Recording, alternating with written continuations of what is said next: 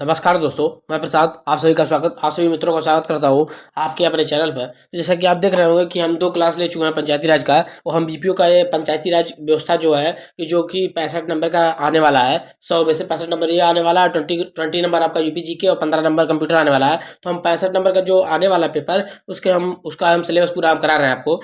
तो इसमें 2 क्लासेस पीछे हो चुकी हैं, आप वहाँ पे जाके हमारे चैनल पर देख सकते हैं, और उसका प्ले लिस्ट भी एक बन चुका है। ठीक है, तो इस वीडियो को अब हम यहाँ पे देखिए, पिछली क्लास में हम बलवंत राय मेहता तक कर चुके थे, बलवंत राय मेहता समिति तक कर चुके थे, और आज हम अशोक मेहता समिति से शुरुआत करेंगे। तो ये क्लास शुरू करने से पहले सभी मित्रों से अनुरोध है कि आप ज़्यादा से ज़्यादा चैनल को सब्सक्राइब करें, ज़्यादा से ज़्यादा वीडियोज़ को शेयर करें, ज़्यादा से ज़्यादा लाइक करें।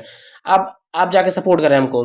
अब अगर आपको देखिए यहाँ पे वीडियो तो अब मिल रहा है आपको, अगर आपको वीडियो तो यहाँ पे दिया जा रहा है। अगर आपको इसका जो ये पीडीएफ है ये चाहिए तो आपको पेड ग्रुप में मिल पाएगा, क्योंकि देखिए इसमें मेहनत लगता है। आप इसको पेड ग्रुप में पीडीएफ इसको ले सकते हैं। देखिए आप उस पेड ग्रुप में क्या क्या होगा हम उसको फैसिलिटी भी बता दे रहे हैं। देखिए उसमें पंचायती राज व्यवस्था के जितने भी सिलेबस है उनका सारा पीडीएफ मिलेगा। उसके साथ साथ जब ये पंचायती राज व्यवस्था खत्म हो जाएगी तो आपको यूपी जीके का नोट्स भी दिया जाएगा। ठीक है, और उसके साथ साथ आपको कंप्यूटर के नोट्स दिए जाएंगे, और उसके अलावा भी आपको बीपीओ के ग्राम पंचायत अधिकारी के 10 मॉक टेस्ट दिए जाएंगे, जो कि घटना चक्र या यूथ के चाहे जिसके हों उसके दिए जाएंगे। और मिनिमम तो 10 मॉक टेस्ट तो दिए ही जाएंगे, और हम कोशिश करेंगे कि 20 मॉक टेस्ट पेपर से पहले दिए जाए। तो आपको हमारे बैच से जुड़ना है तो आप जाके हमारे टेलीग्राम आईडी यहाँ से कनेक्ट कर सकते हैं, यहाँ से कनेक्ट करके और ज्वाइन हो सकते हैं। वैसे इस आईडी का ने मतलब कि डिस्क्रिप्शन में लिखा हुआ है, वहां से आप जाके कर सकते हैं। हम अपने टेलीग्राम चैनल पे भी इसका डाल देते हैं कि हमारे बैच का क्या क्या फैसिलिटी है, वहां से आप जाके कनेक्ट कर सकते हैं और पेमेंट करके आप इस बैच में ज्वाइन हो सकते हैं। चलिए शुरू करते हैं हम अपने क्लास को। तो हम आज का क्लास शुरू करेंगे आपका अशोक मेहता समिति से। देखिए शादी कली तक हमारा हो गया था।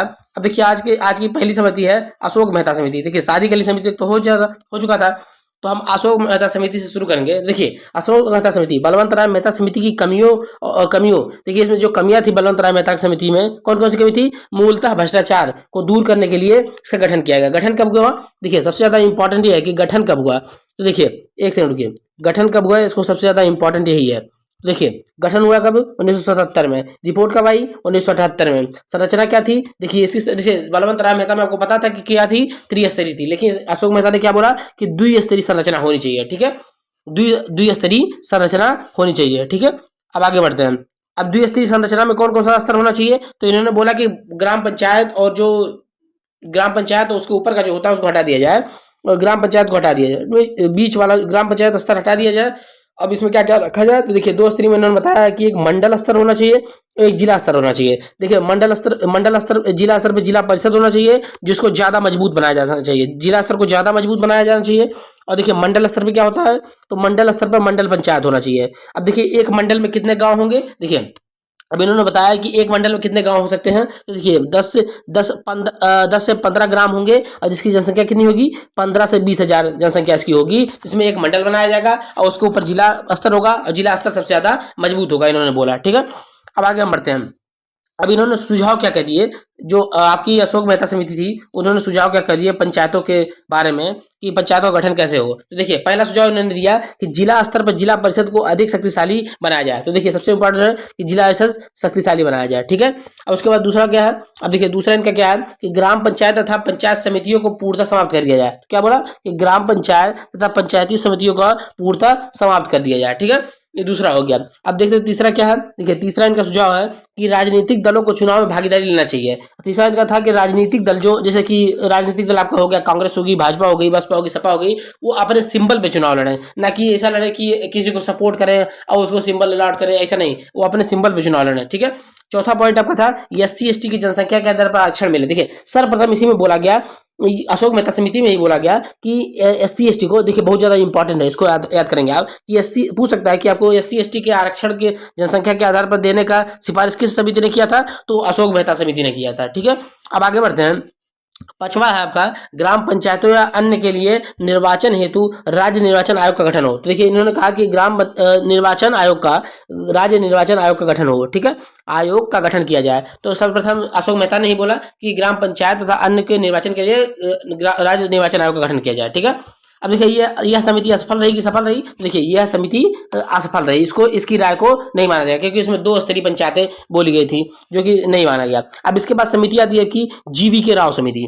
जीवी के राव समिति जो कि अभी देखिए बलवंत राय मेहता हो चुकी है, संथानम हो चुकी है, सादिक अली हो चुकी है, अशोक मेहता हो चुकी है, और पांचवी समिति आपकी है जीवी की राव समिति। अब इसका गठन कब हुआ, देखिए सबसे ज्यादा इंपॉर्टेंट है, इसका गठन हुआ 1985 में। रिपोर्ट कब दिया इन्होंने, 1986 में। उद्देश्य क्या था, उद्देश्य देखिए यहाँ पे पढ़ सकते हैं, उद्देश्य बहुत ज्यादा इंपॉर्टेंट, गरीबी उन्मूलन पंचायती राज व्यवस्था के अंतर्गत गरीबी उन्मूलन करना, पंचायतों का गठन करके अच्छा से क्रियान्वयन करके गरीबी का उन्मूलन करना। और दूसरा क्या था इनका उद्देश्य कि प्रशासनिक सुधार हेतु गठित होती थी, कि प्रशासनिक सुधार किया जाए, अच्छे से प्रशासन चलाया जाए ग्राम स्तर तक, ठीक है, तो उसके लिए गठित हुआ था। अब इन्होंने सुझाव क्या दिया, अब देखिए अभी तक आपको पता था कि बलवंत राय मेहता ने त्रिस्तरीय दी थी पंचायती व्यवस्था और अशोक मेहता ने द्विस्तरीय। अब यहाँ पे जीवी के राव आती है और बोलते हैं कि 4 स्तरीय पंचायती राज व्यवस्था होनी चाहिए। तो क्या होनी चाहिए, 4 स्तरीय पंचायती राज व्यवस्था होनी चाहिए। तो ये बहुत इंपॉर्टेंट है, पूछ सकता है कि कौन सी समिति 4 स्तरीय बोली थी, कौन सा 2 स्तरीय बोली थी और कौन सा त्रिस्तरीय बोली थी। तो इन्होंने बोला कि 4 स्तरीय पंचायती राज व्यवस्था होनी चाहिए। अब इसमें 4 स्तर कौन कौन से हैं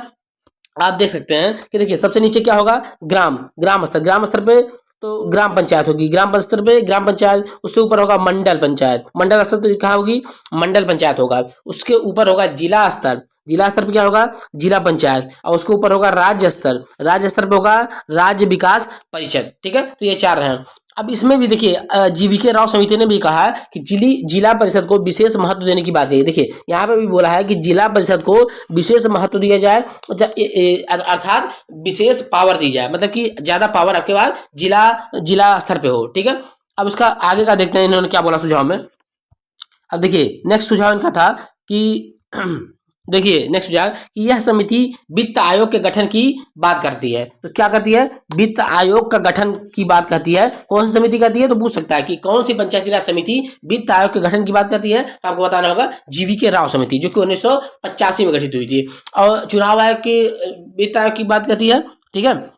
तो और ये क्या देखिए निर्वाचन आयोग का गठन की मांग किसने की थी, तो आपके अशोक मेहता समिति ने की थी, ठीक है। तो वित्त आयोग के गठन की मांग हो गई है, ठीक है। अब आगे बढ़ते हैं, पंचायतों का निर्वाचन एवं कार्यकाल। अब देखिए इन्होंने बोला कि पंचायतों का निर्वाचन एवं कार्यकाल निश्चित कर दिया जाए, जिसमें 5 वर्ष का कार्यकाल इन्होंने बोला कि पंचायतों का निर्वाचन एवं कार्यकाल 5 वर्ष का हो, ठीक है।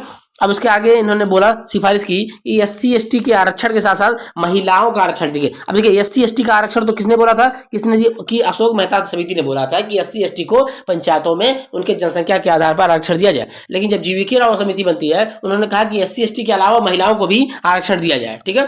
तो ये हो गया आपके जीवीके राव समिति की सिफारिशें। अब हम आगे बढ़ते हैं, जीवीके राव की समिति की बात आपकी आती है एलएम सिंघवी समिति, ठीक है, लक्ष्मीमल सिंघवी समिति। अब देखिए एलएम सिंघवी मतलब लक्ष्मीमल सिंघवी समिति, इसका गठन कब हुआ, देखिए गठन हुआ इसका 1986 में। इसने पंचायतों को संवैधानिक दर्जा देने की बात की। अब देखिए सबसे इंपॉर्टेंट है कि इसने संवैधानिक दर्जा देने की बात की। अब पूछ सकता है कि सर्वप्रथम किस समिति ने पंचायतों को संवैधानिक दर्जा देने की बात की, तो लक्ष्मीमल सिंघवी समिति ने पंचायती राज्यों को संवैधानिक दर्जा देने की बात कही। अब आगे बढ़ते हैं, इनकी सिफारिशें और क्या क्या थी। अब एलएम सिंघवी समिति ने और कहा कि देखिए यहाँ पे पंचायतों को सशक्त बनाने के लिए न्याय पंचायत, ग्राम न्यायालय तथा आर्थिक सशक्तता के लिए पंचायतों को वित्तीय सहायता उपलब्ध कराने की बात कही। तो ये भी इंपॉर्टेंट है, आप पढ़ सकते हैं क्या क्या है। देखिए सशक्त बनाने के लिए क्या चाहिए, ग्राम पंचायतों को सशक्त बनाना, न्याय पंचायत, ग्राम न्यायालय तथा आर्थिक सशक्त के लिए पंचायतों को वित्तीय सहायता उपलब्ध कराने की बात कही गई इसमें, ठीक है।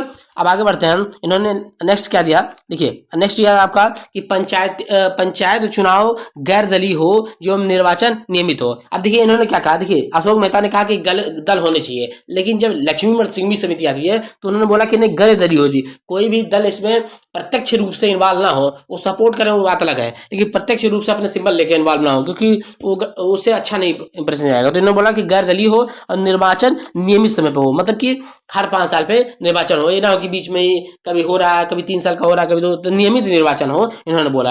अब इसके आगे समिति आती है आपकी, नेक्स्ट समिति आपकी आती है पीके थुंगन समिति। देखिए नेक्स्ट समिति आपकी कौन सी आती है, अब देखिए लक्ष्मीमल सिंघवी समिति के बाद आपकी आती है पीके थुंगन समिति। तो पीके थुंगन समिति आती है, इसका गठन कब हुआ, तो इसका गठन हुआ 1988 में। इसका उद्देश्य क्या था, उद्देश्य देख लेंगे आप लोग कि पंचायतों को मजबूती प्रदान करने के लिए क्या था इसका, पंचायतों को मजबूती प्रदान करना, ठीक है। इस समिति में ने भी पंचायतों को संवैधानिक दर्जा प्रदान करने की बात की, तो इसने भी संवैधानिक दर्जा प्रदान करने की बात की, लेकिन सर्वप्रथम संवैधानिक दर्जा देने की बात किसने की थी, तो एल.एम. सिंघवी समिति मतलब लक्ष्मीमल सिंघवी समिति ने की थी। अब उसके बाद आगे बढ़ते हैं, क्या हुआ देखिए वर्ष 1900, अब जब ये सब हो जाता है, ये सब बातें सब लोग बोल देते हैं, जब सारी समितियां आ जाती हैं, तो सारी समितियां आने के बाद वर्ष 1989 में राजीव गांधी सरकार ये लक्ष्मीमल सिंघवी समिति और ये जो भी समिति बाद वाली है, ठीक है, थुंगन समिति से इंस्पायर होकर पंचायतों को संवैधानिक दर्जा देने के लिए 64वां कॉन्स्टिट्यूशन अमेंडमेंट लाती है। राजीव गांधी सरकार क्या लाती है, 64वां कॉन्स्टिट्यूशन अमेंडमेंट 1989 लाती है, जो कि लोकसभा में पास हो जाती है लेकिन राज्यसभा में फेल हो जाती है। तो इससे ये पंचायतों का संवैधानिक दर्जा नहीं मिल पाता है। लेकिन आपको पता है कि जब ये समिति क्या होगा कि जब ये राजीव गांधी सरकार लाई आती है, उसके बाद जब बाद में राजीव गांधी की हत्या हो जाती है, बाद में जब नई सरकार जब कांग्रेस की बनती है, जिसमें पीवी नरसिम्हा राव सरकार बनती है, तो 1992 में 73वां कॉन्स्टिट्यूशन अमेंडमेंट करते हैं और वो संवैधानिक दर्जा प्राप्त करते हैं। तो वो तो हम पढ़ेंगे। ये रहा हमारी समितियों से रिलेटेड जो भी इतिहास था आपका, ये समितियों से रिलेटेड जो भी इतिहास था आपका। अब ये आपका देखिए यहाँ पे आपका पहला टॉपिक जो पहला टॉपिक पंचायती राज व्यवस्था का इतिहास वाला जो टॉपिक था वो यहाँ पे खत्म हो जाता है। यहाँ पे मतलब लास्ट में ये आपका जो पीके थुंगन समिति है यहाँ पे आके खत्म हो जाता है। अब इसके आगे हम पढ़ेंगे 73वां कॉन्स्टिट्यूशन अमेंडमेंट जो कि पंचायतों का संवैधानिक उपबंध है, तो उसको हम नेक्स्ट क्लास में पढ़ेंगे। हमारी क्लास यहीं तक रहेगी, तो आप हमारे वीडियोज को ज़्यादा ज़्यादा शेयर कीजिए, ज़्यादा लाइक कीजिए, हमारे चैनल को ज़्यादा सब्सक्राइब कर सकते हैं। आप हमारे पेड ग्रुप से, बीपीओ के पेड ग्रुप से भी जुड़ सकते हैं, जिसका हमने टेलीग्राम आईडी नीचे दिया हुआ, आप वहां से मैसेज करके और आप वहां से कनेक्ट हो सकते हैं ग्रुप में। आपको बताया गया कि हम ग्रुप में क्या क्या देंगे। ग्रुप में तहत हम पंचायती राज व्यवस्था का सारा नोट्स देंगे। उसके अलावा जब पंचायती राज व्यवस्था का नोट्स पूरे हो जाएंगे तो हम यूपीजीके के भी नोट्स डालेंगे, वो भी कोशिश करेंगे कि हैंड रिटन रहे। तो पंचायती राज व्यवस्था का सारा हैंड रिटन रहेगा, यूपीजीके का भी कोशिश करेंगे कि हैंड रिटन रहे। उसके अलावा हम कंप्यूटर के भी नोट्स डालने की कोशिश करेंगे और मिनिमम 10 मार्क्स टेस्ट तो डालेंगे ही डालेंगे। अगर हमको और मतलब कि अगर हुआ तो हम 20 मार्क्स टेस्ट भी डालने का कोशिश करेंगे पेपर से पहले। आप सभी मित्रों को पता है कि बीपीओ का एग्जाम आपका जून के मंथ में होने की प्रबल संभावना है, ठीक है। तो आप लोग अच्छे से तैयारी करते रहिए और अच्छे से तैयारी करते रहिए। मिलते हैं नेक्स्ट वीडियो में। धन्यवाद।